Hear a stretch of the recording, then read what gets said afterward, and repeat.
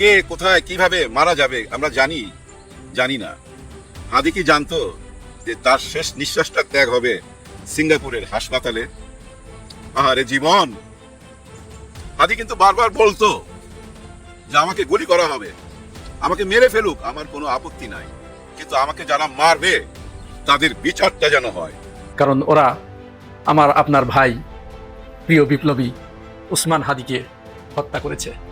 ওদের কারণে উসমান হাদি জীবন মৃত্যুর সন্ধিক্ষণে দাঁড়িয়ে এক সপ্তাহ অত্যন্ত কষ্ট করে সিঙ্গাপুরের মাটিতে তিনি শেষ নিঃশ্বাস ত্যাগ করেছেন। আল্লাহ রাব্বুল আলামিন তাকে শহীদ হিসেবে কবুল করুক, সকলেই বলি আল্লাহুম্মা আমিন। ভাই, আল্লাহ যদি আমাকে নিয়ে যায়, আমার বাচ্চাটার দিকে একটু খেয়াল রাখেন। দিয়ে যাব সাংবাদিকরা। ভারতের একটা শাখা অফিস এখানে, যে কারণে এটা কার্যক্রম এই দেশে চলতে দেওয়া যাবে না, এটা মনে করেছে, যে কারণে তারা সেখানে কাজ করেছে। স্বরাষ্ট্র উপদেষ্টা কিছুক্ষণ আগে আইজিপিকে নির্দেশ দিয়েছেন, বলেছেন যে খুব দ্রুত প্রথম আলো এবং ডেইলি স্টার এখানে কি হয়েছে এটা তাড়াতাড়ি এদেরকে সেভ দেওয়ার জন্য। এই শুয়ারের বাচ্চাদের মাগিদের সাথে আকাম কুকামের ভিডিও থাকে, ওদেরকে দিয়ে যা মনে চায় তাই বানানো যায়, যে কারণে এদেরকে দিয়ে এগুলো করা যায়, এগুলো করানো হচ্ছে। তো পুলিশকে বলবো, কোনো শুয়ার আমাদের কোনো পোলাপানের কাজ মিনিমাম টাচ করার চেষ্টা করে সরকারের ইন্ডিভিজুয়ালি দেখা হবে। আমাদের দেশের মানুষকে বিভিন্নভাবে প্রভাবিত করা খুব সহজ। ধরেন হাদির মৃত্যুটাকে নরমালাইজ করার জন্য কতগুলো শুয়ারের বাচ্চা ফেসবুকে আইসা বলতেছে, নাশকতা করতেছে, একজনের মৃত্যু হয়েছে, এটাকে পুঁজি করে এই করতেছে, বাল করতেছে, চাল করতেছে। শুয়ারের বাচ্চারা, বাংলাদেশে 54 বছর ধরে ভারতীয় আগ্রাসনের বিরুদ্ধে তোরা কি অবস্থান নিছ? বাংলাদেশে আমাদের ভাসানীর কালচারাল সেন্টার নাই কেন? শহীদ জিয়ার কালচারাল সেন্টার নাই কেন? খালেদা জিয়ার নাই কেন? বাংলাদেশে মুসলিম যে সমস্ত নেতারা ছিল তাদের কালচারাল সেন্টার কই? তোরা বালের ইন্দিরা গান্ধীর কালচারাল সেন্টার খুইলা বইছস বাংলাদেশে।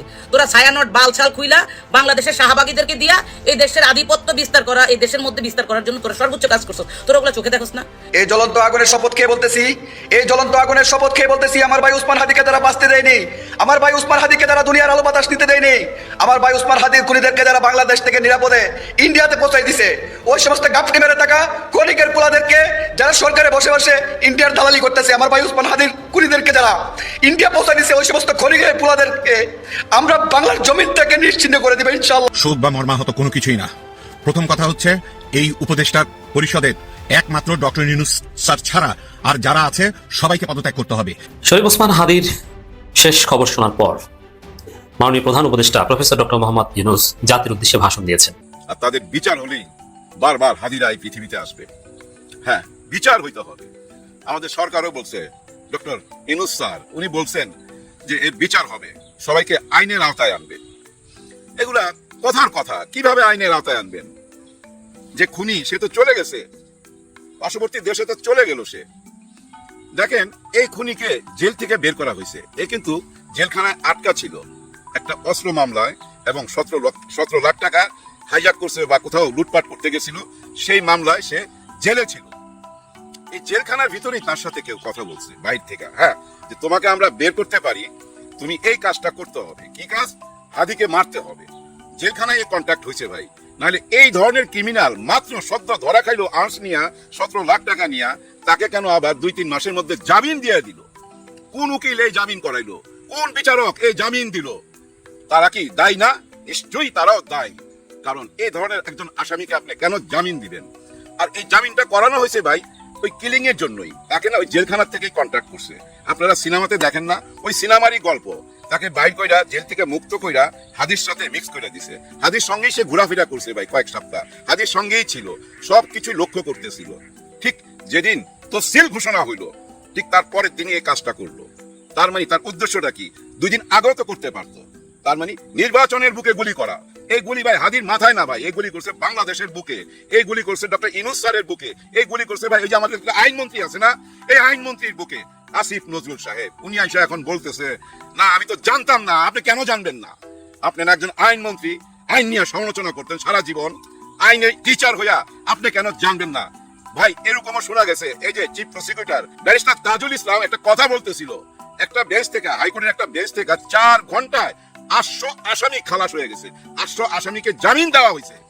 চিন্তা করছেন 4 ঘন্টায়, মানে কি হারে বিজনেস চলতেছে, ব্যবসা বাণিজ্য কিরকম চলতেছে, একদম রমরমা ব্যবসা বাণিজ্য গত 15-16 মাসে কইরা গেল ভাই। কালো কোট পয়রা ওনারা, দেখেন ওনাদের বিবেকও লাগলো না যে একজন খুনি আসামিকে কেন আমি ছেড়ে দিচ্ছি দেশে এই অবস্থায়। আচ্ছা ছেড়ে দিতে পারে, ওর সাথে কন্ট্যাক্ট কইরা হাদিকে মারার প্ল্যান করতে পারে। আমাদের গোয়েন্দারা কেন এগুলো জানে না? তারা কোথায়? কেউ জানলো না। এতগুলা গোয়েন্দা বিভাগ এই দেশে, কেউ জানলো না। আমার একটা কথা বলার ইচ্ছা হয়, বারবার ইচ্ছা হয়, বলতে চাই আজকে। কাকে জানেন? জনাব ওয়াকার সাহেবকে। জনাব ওয়াকার সাহেব, ইতিহাসের অংশ হইতে পারতেন আপনি। হ্যাঁ, ইতিহাসের অংশ হইতে পারতেন। এখনো আপনি ইতিহাসের অংশ, কিন্তু ইতিহাস আপনাকে কিভাবে বিচার করবে? কোন পাতাতে লিখবে? কলঙ্কের পাতায় না বিজয়ের পাতায়? কোন পাতায় আপনার নাম লেখা হবে? একবার চিন্তা করেন। আপনি যে নেক্সট জেনারেশন আপনার যে আসবে, তাদের কাছে তো অন্তত বলতে পারবেন যে আমি ডক্টর ইউনূস স্যারের সাথে, ডক্টর ইউনূস স্যারের সরকারের আমলে কিছুদিন আমি সেনা প্রধান ছিলাম। সেই ব্যাপারটা তো আপনি বলতে পারতেন অহংকার নিয়ে, কিন্তু সেই জায়গাটা কি তৈরি করতে পারছেন? নিশ্চয়ই পারেন নাই। কত আশা ভরসা আপনার উপরে, আপনি কেন পারতেছেন না?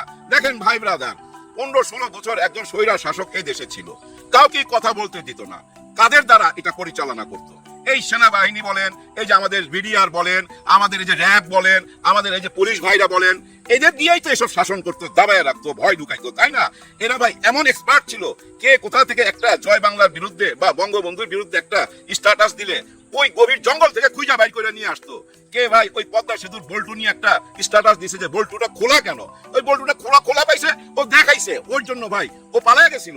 ওই বরিশাল থেকে পালায় অন্য একটা জেলায় চলে গেছিল, ওইখান থেকে 24 ঘন্টার মধ্যে বাইর করে নিয়ে চলে আসলো। আপনারাই তো তারা। তাহলে আপনারা 16-17 বছর একজন স্বৈরা শাসককে এইভাবে সাপোর্ট দিয়া পুরো দেশকে দাবায় রাখছিলেন, কিন্তু আপনারা কেন বর্তমান সরকারকে 15-16 মাসের জন্য এইটুক দায়িত্ব পালন করতে পারলেন না? 16 বছর যেরকম দেখাইছেন এরকম কেন দেখাইতে পারতেছেন না? কি সাপোর্ট দিচ্ছেন? এটা কি আপনাদের সহযোগিতা? এটা কি সহযোগিতা বলে ভাই? না, নিশ্চয়ই না। দেখেন, ডেভিল হান, অপারেশন অমুক, ডেভিল হান 2, বহু রকম নাম দেওয়া হচ্ছে। বারবার শুনতেছি অপারেশন শুরু হবে, অপারেশন শুরু হবে। আজ পর্যন্ত হয়েছে? হয় নাই। হয় নাই দেখেই ভাই আজকে দেখেন এই যে হাদির মৃত্যুটা ভাই ছিল কি জানেন? আগ্নেয়গিরির মুখ খুলা দেওয়া। ওখানে দেখবেন ওই যে আগুনের গোল্লা আছে না, এরকম আগুন ছিটকাইতে থাকে, চারিদিকে ছিটকাইতে থাকে আগ্নেয়গিরির মুখ থেকে। আগ্নেয়গিরির মুখ ভাই এই আমাদের হাদি, বীর হাদি, শহীদ হাদি, আগ্নেয়গিরির মুখ। ওই আগ্নেয়গিরির মুখটা যখন খুইলা গেছে না ভাই, ওইখান থেকে যে আগুনগুলা ছিটকায় পড়তেছে আর ওগুলা যায় যেখানে যেখানে পড়তেছে ওইখানেই আগুন জ্বলতেছে। এর মধ্যে 2টা পত্রিকা অফিস আগুন জ্বালানো হয়েছে, এবং এর মধ্যে একটা বিরাট বাজে ঘটনা ঘটছে ভাই। একটা পত্রিকা অফিসের ভিতরে 30-40 জন সাংবাদিক ছিল, তাদেরকে আপনারা বাইর করে তো আগুন দিবেন, তাদের শুদ্ধা কি আগুন দিবেন? তাদেরকে আপনারা বাইর হওয়ার সুযোগ কেন দিলেন না? তারা সবাই যা ছাদে আশ্রয় নিছে, ওই ছাদ থেকে তারপরে ওই ফায়ার ব্রিগেড তাদেরকে উদ্ধার করছে। আপনারা এইটাকে মাথায় রাখবেন না? আসলে হয়েছে কি জানেন, ওই আগ্নেয়গিরির মুখ যখন ভাই খুইলা যায় আর ওই লাভা যখন বাইর হইতে থাকে না, তখন আর সামাল দেওয়া যায় না। তো এই জন্য সামাল দিতে পারে নাই। আওয়ামী লীগের যতগুলো অফিস আছে ঢাকা এবং ঢাকার বাইরে, সেখানেও ভাই আক্রমণ করা হয়েছে, ভাঙচুর হয়েছে, এবং চিটাগাঙ্গে একজন আওয়ামী লীগের নেতার বাড়িও আগুন দেওয়া হয়েছে। এটা তো হবেই, এটাই হবার কথা। কারণ কিভাবে আপনি থামাবেন এই ক্ষোভ? কিভাবে থামাবেন? জলজন্ত একটা মানুষকে, হ্যাঁ, সবাই সামনে ঢাকা শহরে গুলি করে চলে গেল, এবং গুলি করার আগে শেখ হাসিনা বারবার হুমকি দিতেছিল, বারবার বলতেছিল সে দেখা নিবে, এবং এমনও কথা বলছে আর কাজ কইরা দেখাও। একজন কিলারকে বলতেছে আগে কাজ কইরা দেখাও, কথা কম কাজ বেশি, এরকম কথাও বলতেছিল। তারপরে আমাদের গোয়েন্দা বিভাগ, আমাদের প্রশাসন, পুলিশ ভাই, আর্মি ভাই, কেউ কোনো ব্যবস্থা নিল না, এবং এই যে লুটপাট হওয়া আর্টসগুলা ভাই উদ্ধার হইল না। যতগুলা আসামি ভাই বাইরে গেছে, এদের ব্যাকগ্রাউন্ড দেখেন, কারো 10টা মামলা, কারো 20টা মামলা, কারো 30টা মামলা, এরকম আসামিও তো বাইর হয়ে গেছে এই আসিফ নজরুলের আমলে। এটা কি ভুলা যায়? ভুলা যায় না ভাই। এই দুঃখ কার কাছে প্রকাশ করুম? এই সরকারের কাছে ভাই বহুত কিছু আশা করছিলাম, কিন্তু শেষ পর্যন্ত যা ঠেকছিলাম কোথায় ভাই? যা কিছু হোক, একটা সুন্দর নির্বাচন হয়ে যাক। কিন্তু আজকে কি নির্বাচন হুমকির মুখে? না, নির্বাচন হুমকির মুখে না। নির্বাচনের কোনো প্রবলেম হবে না, নির্বাচন ঠিক টাইমই হইতেই হবে। এই ছাড়া কোনো দ্বিতীয় কোনো রাস্তা খোলা নাই, বিকল্প কোনো রাস্তা খোলা নাই। ডক্টর মোহাম্মদ ইউনূস স্যার ফেব্রুয়ারির পরে একটা ঘন্টাও থাকবে না। নির্বাচনের পরে যেদিন উনি ক্ষমতা বুঝাই দিবে, ওই দিনই ওনার মুক্তি ভাই। এছাড়া ওনার মুক্তি নাই। তো উনি নিজেও বুঝতে পারছে যে উনি নিজেও ফাইসা গেছে। ওই যে স্বৈরা শাসকের যে একটা সিস্টেম, ওই সিস্টেমের মধ্যে আইসা উনি ফাইসা গেছে। হ্যাঁ ভাই, ওই সিস্টেমটা তো আমরা ভাঙতে পারি নাই, ওই সিস্টেমই রয়ে গেছে। ওই সিস্টেম যদি না থাকতো, তাহলে একজন কয়েদি কিভাবে জেলখানা থেকে বাইর হইয়া আইসা খুন কইরা বিদেশে পালায়া যায়, মানে ভারতে পালায়া যায়। দেখেন, ভারতের বিরুদ্ধে আমরা সবাই কেন ক্ষোভ জানাচ্ছি? এরকম ক্ষোভ কি আমরা গত 54 বছর জানাইছি? জানাই নাই। আমাদের হাতে সে সুযোগও ছিল না, প্রতিবাদ করার সুযোগও ছিল না। এখন প্রতিবাদ করার সুযোগ আসছে, কিন্তু এই সুযোগটা কারা কইরা দিছে? ভারতবাসী কইরা দিছে, ভারতের মোদিজি কইরা দিছে। কারণ ওনার দেশে যায় আমাদের দেশ থেকে প্রায় 25-30 হাজার ক্রিমিনাল ওইখানে লুকায় আছে। এরা সবাই ভাই আসামি, এবং ফাঁসির আসামি ওই দেশে লুকায় আছে। কিন্তু ওনারা ওই ফাঁসির আসামিকে দিবে কি দিবে না সেটা নিয়ে তো কথা বলে না, বরঞ্চ ওই আসামিদের দিয়া এই দেশটাকে অস্থির করার জন্য সুযোগ কইরা দিতেছে। তাদের মিডিয়াকে ব্যবহার কইরা প্রোপাগান্ডা চালাইতেছে। এই দেশটাকে ধ্বংস করার জন্য তারা উইটা বইরা লাগছে। এইটা আমাদের জনগণ এখন ক্লিয়ার, আমরা এখন ক্লিয়ার, আমরা বুঝা ফেলাইছি ভাই। আমরা ভারত মুক্ত একটা বাংলাদেশ চাই। অনেকে বলতেছে ভাই মব হচ্ছে, বিচার হাতে তুইলা নিতেছে। ভাই বিচার হাতে তুইলা নিবে না কেন? আপনারাই বলেন, যদি দেখে বিচার বিভাগ এমন একজন আসামিকে ধরে দিলে একজন পুলিশ এমন ভাবে মামলাটা লেখা দেয় যেটা ভাই আইনের কাছে যায় ছাড়া পাওয়া যায়, দেখেন এখান থেকেই গলত শুরু হয়, এখান থেকে বেচা কিনা শুরু হয়, এই বেচা কিনা যাইতে যাইতে আবার মুক্ত হইয়া আইসা আবার গুলি চালায়। আপনি এই সিস্টেমটাকে কিভাবে চেঞ্জ করবেন যদি আমরা না চেঞ্জ হই? কিন্তু আমরা তো চেঞ্জ হই নাই, জানি না আগামীতে চেঞ্জ হইতে পারবো কিনা। তবে আমি আশাবাদী লোক, অবশ্যই আমরা আগামীতে চেঞ্জ হইতে পারবো, নিজেকে বদলাইতে পারবো যদি আমরা নতুন ভাবে চিন্তা ভাবনা করতে পারি, নতুন ভাবে দেশটাকে ভাবতে পারি। ভিডিওটা শেষ করবো ভাই, শেষ করার আগে শুধু একটা কথা বলবো, এই যে মব মব বলতেছেন এবং বলতেছেন আপনারা মব কইরা 2টা পত্রিকা অফিস ধ্বংস কইরা দিছে। আমার একটা প্রশ্ন আপনাদের কাছে, বাংলাদেশে তো ভাই আরো অনেক পত্রিকা আছে, সেগুলোর উপরে কেন আক্রমণ হয় না? এই 2টা পত্রিকার উপরেই কেন বারবার আক্রমণ হয়? এটা আমার মাথায় কাজ করে না। আপনাদের মাথায় কাজ করে? নিশ্চয়ই কাজ করে, নিশ্চয়ই বুঝতে পারতেছেন। দেখেন ওইখানে কিন্তু আর্মি ছিল, র্যাব ছিল, পুলিশ ছিল, সবাই ছিল, কিন্তু ওনারা কেন ঠেকাইতে পারে নাই? ওনারা ঠেকাইতে পারে নাই এই জন্য ওইখানে এটা ঠেকাইতে গেলে ভাই গুলি করতে হয়, আর গুলি করার পর যদি কেউ মারা যায় তাহলে তো ভাই সারা দেশে আগুন জ্বলবে। ব্যাপারটা বোঝার চেষ্টা করেন। ওনারাও ফাইসা গেছে, কারণ কি জানেন? 5ই আগস্টের পরে এই পর্যন্ত যা কিছু হয়েছে, চেঞ্জ কি হয়েছে আমি বইলা দিয়া বিদায় নিতেছি। 5ই আগস্টের যে বিপ্লব হয়েছে, সেই বিপ্লবের স্লোগান ছিল তুমি কে আমি কে, রাজাকার রাজাকার। আর এই যে গতকালকে যেটা হয়ে গেল, সেখানে স্লোগান কি ছিল? তুমি কে আমি কে, হাদি হাদি। এইটুক শুধু চেঞ্জ হয়েছে, কিন্তু মানুষ এখন ওই বিপ্লবমুখী হয়ে গেছে।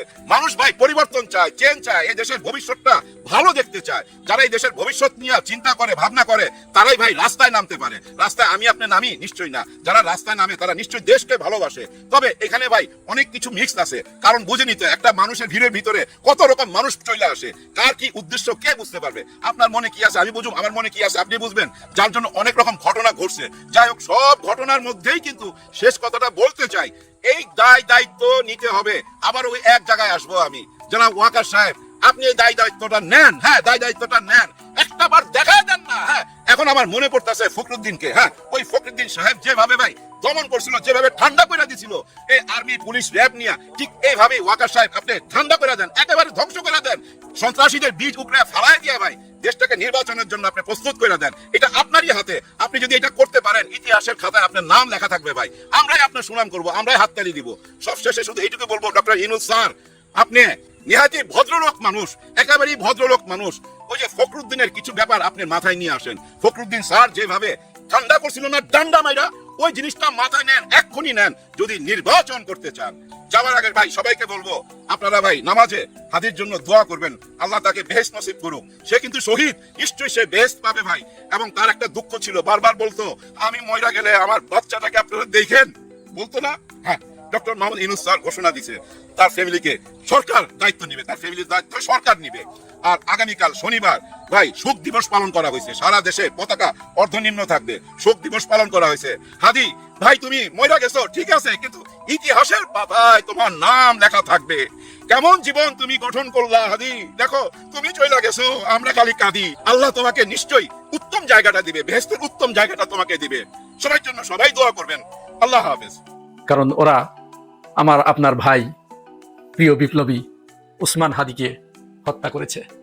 ওদের কারণে উসমান হাদি জীবন মৃত্যুর সন্ধিক্ষণে দাঁড়িয়ে 1 সপ্তাহ অত্যন্ত কষ্ট করে সিঙ্গাপুরের মাটিতে তিনি শেষ নিঃশ্বাস ত্যাগ করেছেন। আল্লাহ রাব্বুল আলামিন তাকে শহীদ হিসেবে কবুল করুক, সকলেই বলি আল্লাহুম্মা আমিন। এখানে প্রশ্ন আসতে পারে যে এই যে এত মানুষ, সারা বাংলাদেশের মানুষ আল্লাহর কাছে দুহাত তুলে প্রার্থনা করলো, আল্লাহ কেন কবুল করলো না? আল্লাহ কি তার বান্দার প্রার্থনা কবুল করে না? অবশ্যই আল্লাহ তার বান্দার প্রার্থনা কবুল করে থাকেন। সেটি তিনি প্রতিদান দিয়ে থাকেন, একটি দৃশ্যমান আর একটি আমাদের লোকচক্ষুর অন্তরালে এমন একটি পুরস্কার বা এমন একটি প্রতিদান তার দেন যেটা মানুষ কোনোদিন কল্পনাও করতে পারে না। আপনাদের মনে আছে একজন সাহাবী, সম্ভবত তাবুকের যুদ্ধে, আমি যদি ভুল না করে থাকি, আপনারা দয়া করে যদি ভুল বলি তাহলে আমার কমেন্টস বক্সে একটু বলে দিবেন। তাবুক যুদ্ধে 3 জন সেনাপতির নাম ঘোষণা করেছিলেন। এর ভিতরে একজন সেনাপতি ছিলেন, তিনি সবেমাত্র সদ্য বিবাহিত, বিবাহ করে এনেছেন। যখন তার স্ত্রীর কাছে তিনি বিদায় চাইতে গিয়েছেন, তার স্ত্রী তখন আল্লাহ রাব্বুল আলামিনের কাছে প্রার্থনা করে বলেছিলেন যে রব্বুল আলামিন তুমি আমার স্বামীকে গাজী বানিয়ে আমার কাছে ফেরত দিও, তারপরে আমরা আমাদের ফুল সজ্জার রাত পালন করব। তখন ওই সাহাবী, সম্ভবত আব্দুল্লাহ ইবনে রাওয়াহা অথবা হযরত জাফর রাদিয়াল্লাহু তাআলা আনহু, 2 জনের যে কোনো একজন হবেন, স্ত্রীর হাতের উপরে তরবারির উল্টা পাশ দিয়ে মৃদু একটি আঘাত করে বলেছিলেন তোমার এই দোয়া আল্লাহ কবুল করবে না, কারণ আল্লাহ রাসূল সাল্লাল্লাহু আলাইহি সাল্লাম সেখানে 3 জন সেনাপতি নিযুক্ত করেছেন। একটি যুদ্ধে কখনো 3 জন সেনাপতি হয় না। আমার আগে একজন আছেন, আমার পরে একজন আছেন, আমি মাঝখানে। নিশ্চয় আমাকে আল্লাহ রাব্বুল আলামিন শহীদ হিসেবে কবুল করেছেন এবং সেই সংবাদ আল্লাহ রাব্বুল আলামিন তার প্রিয় হাবিবকে জানিয়ে দিয়েছেন।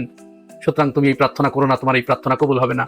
আল্লাহ রাব্বুল আলামিন তার কাছে আমরা প্রার্থনা করেছিলাম, মাবুদ, সমগ্র বাংলাদেশ প্রার্থনা করেছিল, মাবুদ শরীফ ওসমান হাদিকে তুমি গাজী বানিয়ে আমাদের সামনে ফেরত দাও। আল্লাহ রাব্বুল আলামিন চেয়েছেন যে না, তিনি ওসমান হাদির রক্তের বিনিময়ে, তার প্রাণের বিনিময়ে এই বাংলাদেশকে চিরজীবনের জন্য আওয়ামী লীগ এবং ভারতের কবর রচনা করার পরিকল্পনা হয়তো আল্লাহ রাব্বুল আলামিন নিয়ে রেখেছেন, যার কারণে তিনি ফিরে আসলে এটি আল্লাহ রাব্বুল আলামিন হয়তো বাস্তবায়ন করতেন না। যার কারণে তিনি বিরাট স্বার্থের কারণে বিরাট কিছু আমাদের দেবার জন্য এই ক্ষুদ্র ত্যাগটুকু, ক্ষুদ্র কষ্টটুকু তিনি আমাদেরকে দিলেন। সুতরাং ওসমান হাদির প্রিয় সহকর্মী এবং তার যারা সহযোদ্ধা, তার যারা সহমর্মী, তার শুভাকাঙ্ক্ষী শুভানুধ্যায়ীদের কাছে করজোরে মিনতি করি, আপনারা ধৈর্য হারা হবেন না। আল্লাহ রাব্বুল আলামিন এই জমিন ওসমান হাদির প্রাণের বিনিময়ে চিরজীবনের জন্য আওয়ামী লীগ এবং ভারতের জন্য কবর রচনা করে দিয়েছেন। আরেকটা উদাহরণ আমি আপনাদেরকে দেই। আবরার ফাহাদকে যখন হত্যা করা হলো, বুয়েটের আবরার ফাহাদকে,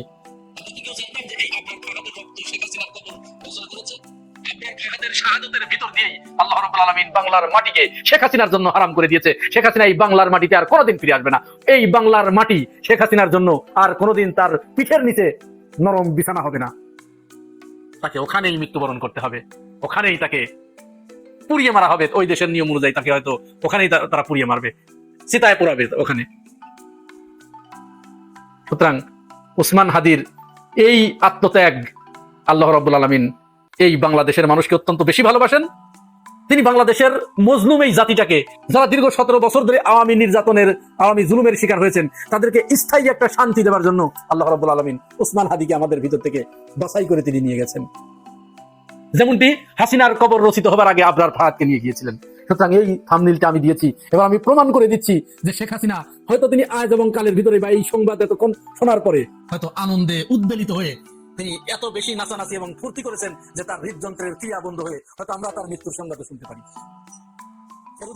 এর উদাহরণ হচ্ছে তারই একজন এক সময়ের ঘনিষ্ঠ সহচর, তার পারিবারিক যে বন্ধু মুক্তিযোদ্ধা মতিউর রহমান রেন্টু, তার একটা বইতে, আমার ফাঁসি চাই, এই বইতে তিনি লিখেছিলেন যে শেখ হাসিনা যেদিন তার অপছন্দের লোককে, তার শত্রুকে যেদিন তিনি হত্যা করেন, তিনি সেদিন এত বেশি আনন্দ করেন, এত বেশি খান, এত বেশি আহার নিদ্রা করেন যে তিনি আনন্দে আত্মহারা হয়ে যান। এটি তো তার রক্তের সাথে মিশে আছে, সুতরাং তিনি এটি করবেন।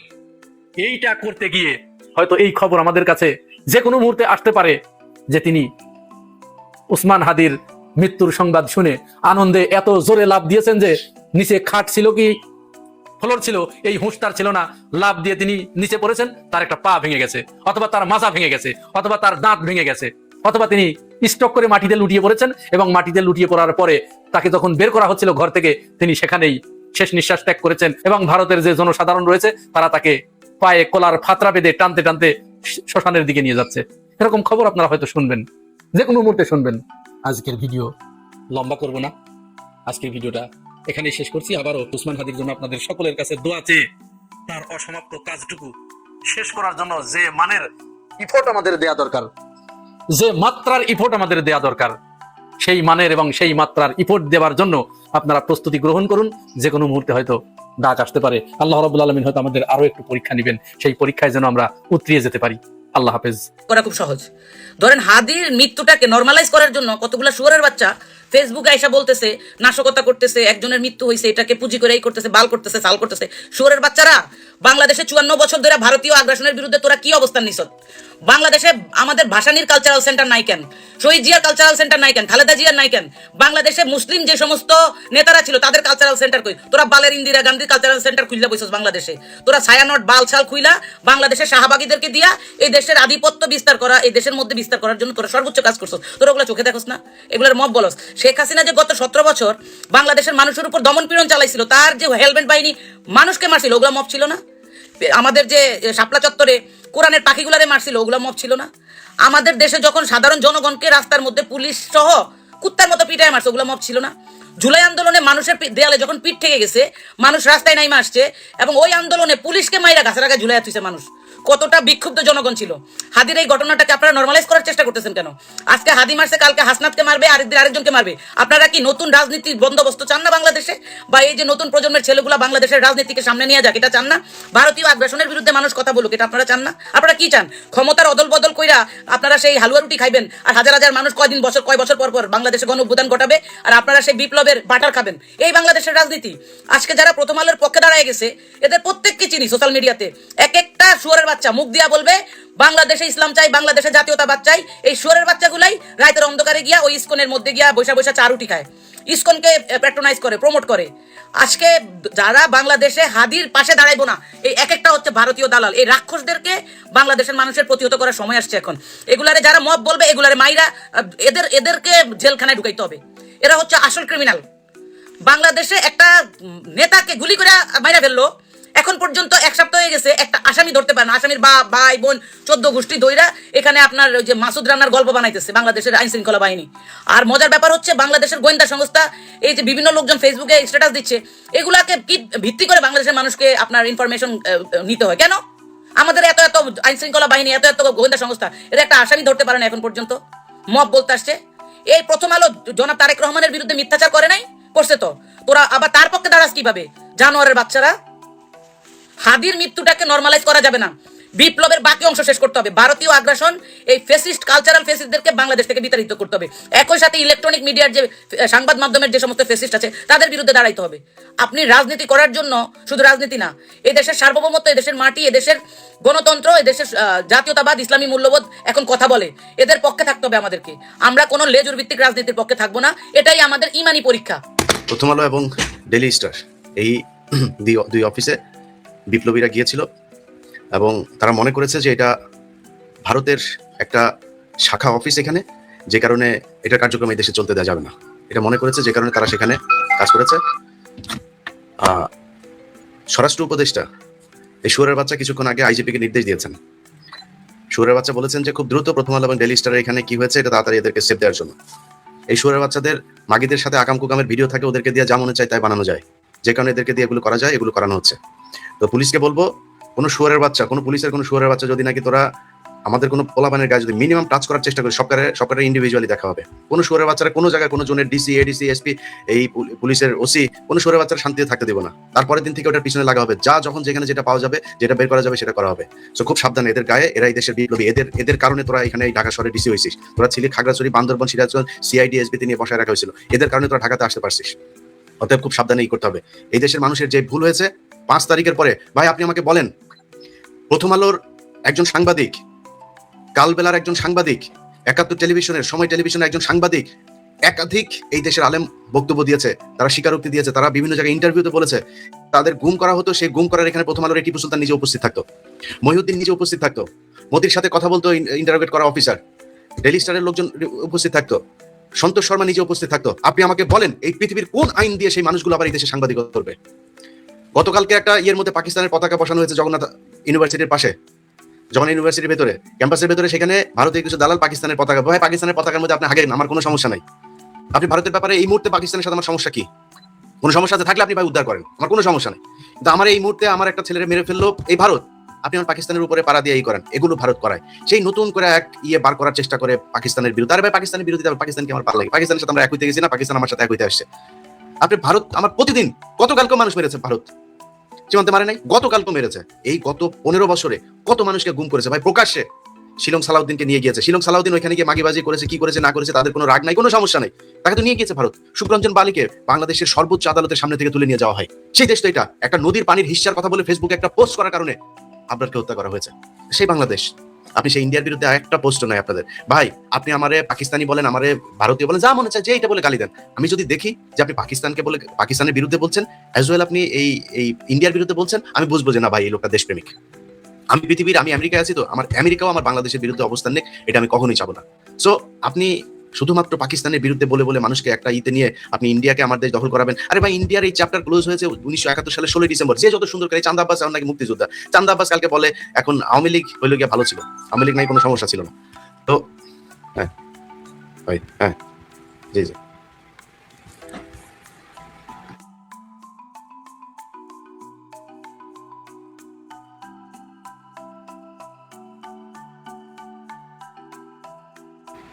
ওকে ওকে। প্রথম আলো ডেইলি স্টার অফিসের সামনে সেনাবাহিনীর আর বিজেপির খানকির ছেলেদের এনে বসাইছে।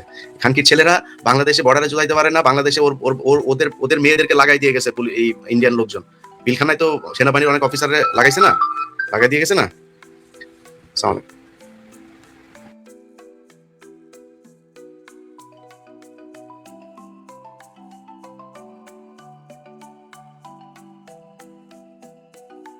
লাইভটা শেষ করে বলি, হ্যাঁ।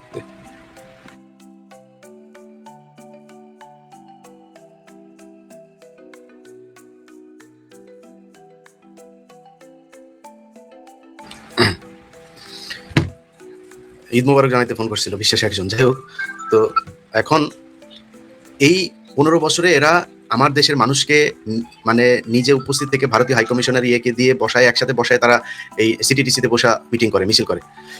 তারা এই দেশে সাংবাদিকতা করবে? এটা সাংবাদিকতা, এটার নাম সাংবাদিকতা। তারা এই যে গতকালকে প্রথম আলো নিউজ করেছে জগন্নাথের, এটা নিয়ে পাকিস্তানের সাথে আমাদের ঝামেলা শেষ হয়ে গেছে, আমাদের সমঝোতা হয়ে গেছে, কি জানা একটা শিরোনাম করেছে। হ্যাঁ হয়েছে তো, পাকিস্তানের সাথে কি চান আপনি, আর করেন, সমস্যা নাই, কিন্তু আপনি ভারতের ব্যাপারে এত উদার কেন? বিবিসির এই দালালরা, এরা নাকি বলেন ইন্টারন্যাশনাল তোদের পত্রিকা টাকা আসে, তোরা মানে বিবিসি কেন প্রতিষ্ঠা হয়েছে এগুলো তো আমরা জানি। বাংলাদেশে তোরা আমাদের বিশাল আকারের তাহলে গরিব দেশ, আমরা এখানে যা বিবিসির নাম শুনে সবাই পাগল হয়ে যায়। তো ওনারা কি করেছে?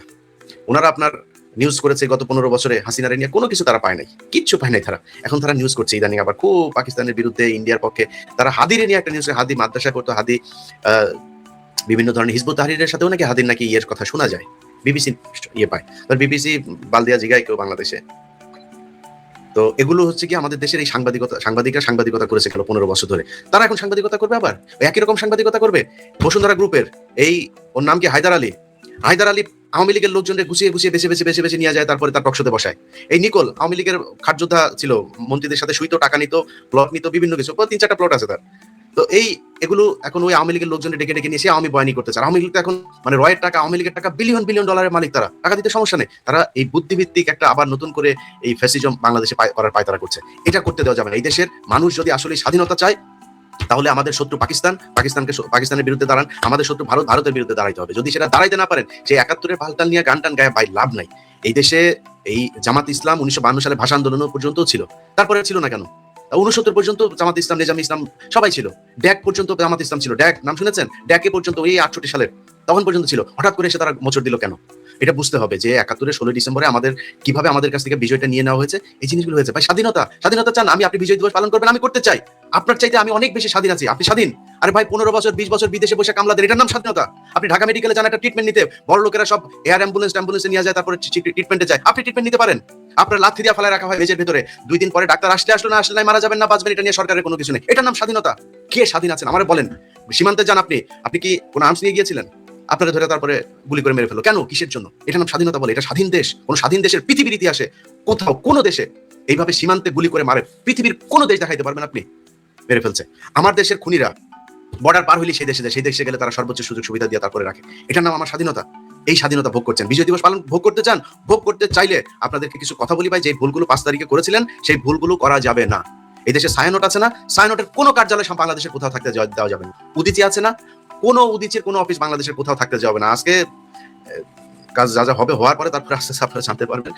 আপনার নিজের, এটা আপনার দায়িত্ব ভাই, একজন দেশপ্রেমিক হিসাবে ভারতীয় কোনো অফিস এই দেশে থাকতে দেওয়া যাবে না। বাংলাদেশের প্রতিটা গার্মেন্টসে টোটাল, আমি কিছুক্ষণ আগে গার্মেন্টস মালিকের সাথে কথা বললাম, প্রায় 5 লক্ষ ভারতীয় বাংলাদেশে কাজ করে, এবং এদের কেউ কিন্তু ছোট লেভেলের ওয়ার্কার না, এরা সব বড় লেভেলের আমার দেশের লোক আছে। আপনার লোক না থাকলে আপনি ক্রিয়েট করেন। আমার দেশে বহুত মেধাবী পোলাপান বাইরে চলে যায়, তারা বেতন নেয় ওখানে 50 লাখ 60 লাখ টাকা পর্যন্ত নাকি বেতন পায় তারা।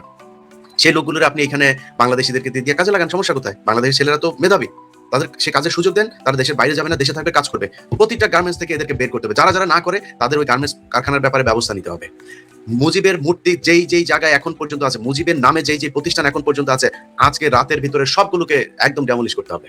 কোনো কথা নেই, এর মাঝখানে কোনো যদি কিন্তু কোনো কিছু নাই। আওয়ামী লীগ যাহা তাহাই ভারত, ভারত যাহা তাহাই আওয়ামী লীগ। এদের কোনো কিছু থাকতে দেওয়া যাবে না। এবং এদের এই কালচারাল যে ফ্যাসিজম তারা যাদেরকে দিয়ে করে, প্রথম আলো, ডেইলি স্টার, কালবেলা এখন মালিকানায় কিছুটা শেয়ার এসেছে, কিন্তু সেই সন্তোষ শর্মার প্রভাব আগের মতোই আছে, কিছুটা কমেছে কিন্তু প্রভাব আছে এখন পর্যন্ত। তাদেরকে এটার ব্যাখ্যা দিতে হবে। সন্তোষ শর্মা কেন হারুন ইজারকে জিজ্ঞাসাবাদে গুম থাকা অবস্থায় তিনি কেন কথা বলে তার সাথে জিজ্ঞাসাবাদ করেছিল, কেন যেই গুম হয়েছে সেই সব গুম থাকা মানুষের সাথে কেন এই সন্তোষ শর্মা ইন্ডিয়ান বাহিনী নিয়ে এসে তারপরে বাংলাদেশ পুলিশের সাথে থাকতো, এটা জবাব দিতে হবে। তারপরে তারা এই দেশে সাংবাদিকতা করবে, বিচার হবে, বিচারের সাজা খাটবে, খাটার পরে এসে কথা বলবে যে হ্যাঁ ঠিক আছে এখন আপনি থাকতে পারবেন কি না পারবেন এই দেশে। সো আপনাদের কাছে ভাই অনুরোধ, যেই জায়গায় আপনার বাড়ির আশপাশে যে আওয়ামী লীগ আছে, যে আওয়ামী লীগরা দেখেন এখনো পর্যন্ত ফেসবুকে হালকা হালকা করে তারপরে পোস্ট করে, বিভিন্ন সময় আওয়ামী লীগের যে প্রোগ্রামগুলো থাকে সেই প্রোগ্রামের দিন তারা রাতের বেলায় উধাও হয়ে যায়, তাদের ব্যাপারে আপনাকে ব্যবস্থা নিতে হবে। কোনো রাজনৈতিক দলের কাছে বিশেষভাবে কোনো অনুরোধ নাই ভাই, এদেশে বহু রাজনৈতিক দল আছে যারা কিনা এখন ক্ষমতায় যাবে বা ক্ষমতায় এখন আছে, মোটামুটি ভালো আছে, এই জন্য তাদের ভালো লাগে না আমাদের কথাবার্তা। ভাই এই দেশের কাছে কোনো সুবিধা নেওয়ার জন্য কিছু বলি না, আপনাদের কাছেও যাবো না। কোনো দল ক্ষমতায় আসবে আর তার কাছে যাই বলবো ভাই আমারে একটু এইটা দেন, একটা প্লট দেন, কিছু একটা দেন, যাবো না ভাই।